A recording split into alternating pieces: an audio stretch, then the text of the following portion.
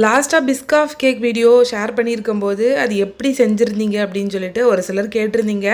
நான் அதில் ஷேர் பண்ணாமல் விட்டுட்டேன். நம்ம நார்மல் வெனிலா ஸ்பஞ்ச் ரெடி பண்ணுவோம்ல, அது ரெடி பண்ணும்போது கூடால ஒரு 3-4 லோட்டஸ் பிஸ்காஃப் பிஸ்கட் உண்டு பார்த்தீங்களா, அதை வந்துட்டு மிக்ஸி ஜாரில் போட்டு பவுடர் பண்ணிவிட்டு சேர்த்து நல்லா பேட்டர் ரெடி பண்ணி எடுத்துக்கோங்க.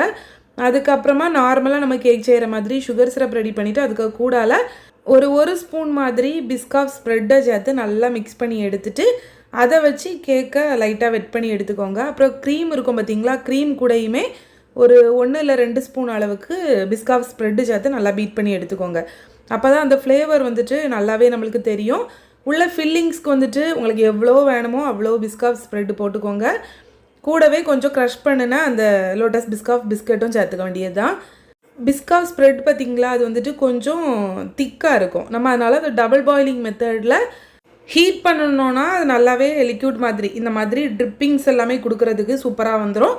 அந்த ஸ்ப்ரெட்டை வச்சே ஒரு பைப்பிங் பேக்கில் போட்டு உங்களுக்கு தேவையான டிசைன் போட்டுக்கோங்க.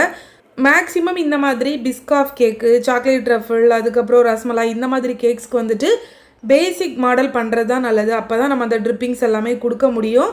இது வந்துட்டு 1 kg லோட்டஸ் பிஸ்காஃப் கேக்குங்க. நீங்கள் ஒரு வேளை கேக்கு இல்லை ப்ரௌனி ஆர்டர் பண்ணணும்னு நினச்சிங்கன்னா கீழே இருக்க நம்பருக்கு வாட்ஸ்அப் பண்ணி ஆர்டர் ப்ளேஸ் பண்ணிக்கோங்க. கன்னியாகுமரி டிஸ்ட்ரிக்டில் ஹோம் டெலிவரி கூட அவைலபிளாக இருக்குது. பாய்.